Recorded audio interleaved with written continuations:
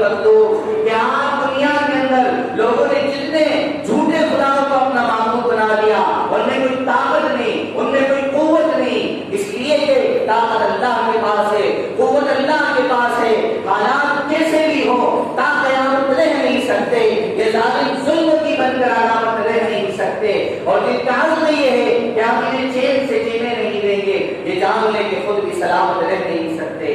اس لیے کہ مسلمان 1400 سال سے اپنی شریعت پر عمل کرتا ہوا آیا ہے، سر جھکاتا ہوا نہیں آیا، سر اٹھا کر جیتا ہوا آیا ہے، اور ہمیں اپنے اسلاف کی تاریخ یاد رکھنے کی ضرورت ہے۔ ہم اپنے اسلاف کی تاریخ پڑھے، صحابہ کی تاریخ پڑھے، وہ تاریخ پڑھے جنہوں نے مقابلہ کیا، غزوہ خیبر کو پڑھے، غزوہ خندق کو پڑھے، سلطنت عثمانیہ کی تاریخ کو ہم پڑھے، سلطنت اور دوسری جو سلطنتیں کھائی ہوئی ان سلطنتوں کو ہم پڑھے۔ ہمارے اکابر کی تاریخ ہمیں چیز چیز کر یہ کہہ رہی ہے کہ حالات اب تم پر آ چکے، اب تو ہم کو کھول کر دیکھ لیجیے، اب تو نوجوان اپنی جوانی کو ضائع کرنے کے بجائے ہمیں پڑھ لیجیے اور آنے والے وقت میں کام کر لیجیے۔ نوجوان اپنا وقت ضائع کر رہا ہے، نوجوان اپنے وقت کی کوئی اس کو فکر نہیں، کوئی اس کو ذرہ برابر بھی امت کا غم اور امت کی فکر نہیں۔ میرے بھائی بزرگوں عزیز دوستو،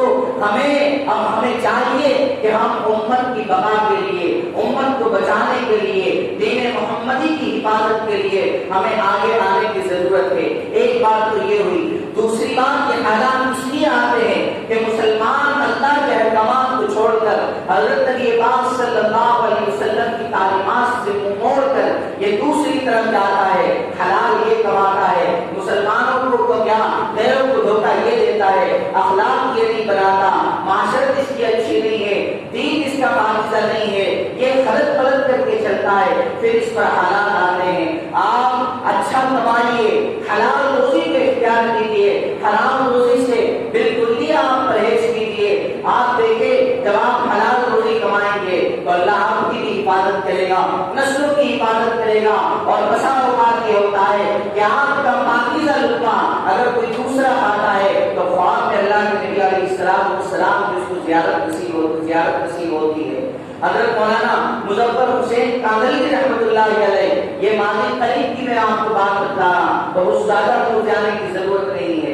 ایک اپنے سفر سے نکلے، مسجد کے اندر قیام کیا، مولانا مظفر حسین کاندھلی رحمۃ اللہ علیہ نے ایک مسجد کے اندر قیام کیا، عصر کا وقت تھا، بھوکے تھے، اور ایک دم اتنے بڑے مقام پر اللہ والے تھے، اور بڑا مقام تھا، لوگوں میں بڑی عزت تھی، لیکن سادگی تھی، سادہ مزاج تھا۔ ایک مسجد کے اندر پہنچے، مغرب کا وقت تھا، لیکن کوئی کھانا نہیں آیا۔ بہرحال ایک شخص آیا، اس نے 3 روٹی دی اور صرف روٹی، اس کے ساتھ کوئی سالن نہیں۔ حضرت کھا کر سو گئے، خواب میں حضرت نبی پاک صلی اللہ علیہ وسلم کی زیارت ہوئی، یہ بھی خوش تھے، اور حضرت مولانا مظفر حسین کاندھلی رحمۃ اللہ علیہ بڑی شوق سے زیارت کر رہے تھے۔ پھر آپ نے کہا، دل میں کہا کہ یہ اسی روٹی کا نور ہے کہ مجھے حضرت نبی پاک صلی اللہ علیہ وسلم کی زیارت نصیب ہوئی۔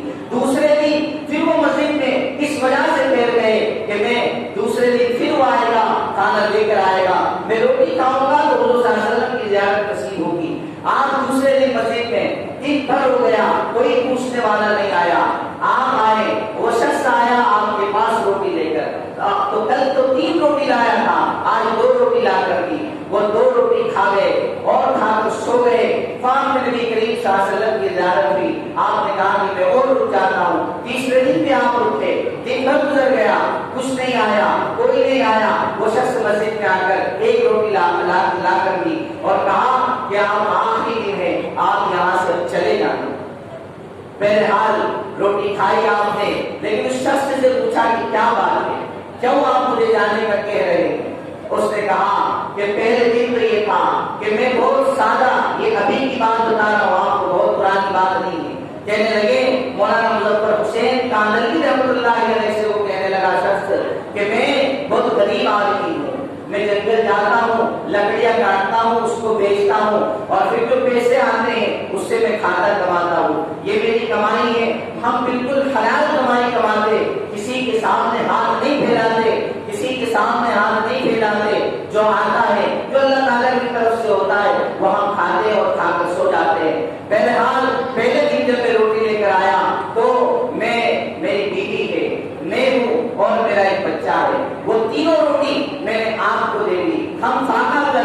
بھوک کی حالت میں سو گئے. جب دوسرا دن ہوا میں نے تم کو دیکھا کہ تم ابھی بھی یہاں موجود ہے. تو پھر اب ایسا تھا کہ میرا بچہ بھوک کی شدت برداشت نہیں کر سکتا تھا, بلک رہا تھا, تو وہ ایک روٹی تو میں اپنے بچے کو دے کر آ گیا. اب میری بیوی کی اور یہ میری جو 2 روٹی ہے وہ میں آپ کی خدمت میں پیش کر دی. تیسرے دن کا واقعہ یہ ہوا کہ اب میری بیوی سے بھی صبر نہیں ہو سکتا تھا, اس لیے ایک روٹی آپ کی خدمت میں لے کر آیا ہوں. یہ آپ ایک روٹی کھا لیجیے, صبح چلے جائیے. میرے بھائیو عزیز بزرگ دوستو, وہ اس روٹی کے اندر اتنی نورانیت اور اتنی برکت تھی کہ وہ اللہ والے جب کھا رہے تھے تو رات میں حضرت نبی پاک صلی اللہ علیہ وسلم کی زیارتیں نصیب ہو رہی تھی. ایسا سادہ آدمی تھے. ہم زیادہ کمائی کے چکر میں حلال و حرام کو بھول جاتے ہیں, شک شبے کے مال کو بھول جاتے ہیں. اور ایسا اللہ رب العزت نے حضرت مولانا مظفر حسین کانلوی رحمۃ اللہ علیہ کو ایسا دل اور جگر دیا تھا اور ایسا عام کا دماغ تھا کہ اگر کوئی شخص حلال اور مشتبہ لقمہ لاتا تھا تو حضرت کشف ہو جایا کرتا تھا, آپ وہ کھانا نہیں کھاتے تھے. اتنی احتیاط برتتے تھے.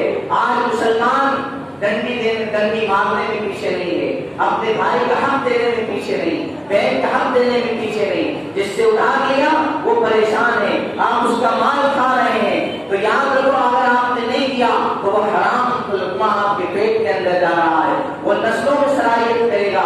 بہنوں کا حق نہیں دیا, وہ حرام کا مال آپ کھا رہے ہیں. آپ پوچھ لیں کسی بھی دارالفتہ سے, آپ کو اس کا علم ہو جائے گا. ہم اپنی روزی کو حلال روزی بنائیں, سادہ کھائیں. جتنا اللہ رب العزت نے قسمت میں لکھا ہے اتنا آپ کو مل کر رہے گا. حرام سے بچیں, حلال کام کمائیں, نشے سے بچیں, شراب سے بچیں, جوئے سے بچیں, اور جتنی خراب چیزیں ہیں, جتنی نشے کی لت ہے, ان تمام چیزوں سے ہم بچیں. اور اللہ نے جو حکم دیے, اللہ کے جو احکامات ہیں, حضرت نبی پاک صلی اللہ علیہ وسلم کی جو تعلیمات ہے, وہ تعلیمات کے اندر ہم جم جائیں, کھڑے ہو جائیں. جب آپ صرف 2 کام کر لیں گے, اللہ کے احکامات کو پہچاننے والے, حضرت نبی پاک صلی اللہ علیہ وسلم کی تعلیمات پر چلنے والے, تمام گناہوں سے آپ بچ جائیں گے. پھر خلافت آپ کی ہوگی, حکومت آپ کی ہوگی, آپ جو ہے سرخرو ہوں گے. جیسا پچھلی قوموں میں پچھلے مسلمانوں کو اللہ رب العزت نے عزت دی تھی, عروج دیا تھا, کبھی سوال نہیں آتا تھا. وجہ اس کی یہی ہوئی, خیانت عام کر دی, امانت پہ لوگ خیانت کرنے لگے, بہنوں کا وراثت میں حصہ مار دیا گیا, اور دیگر رسم و رواج کی طرح مسلمان نے دین کو سمجھ لیا.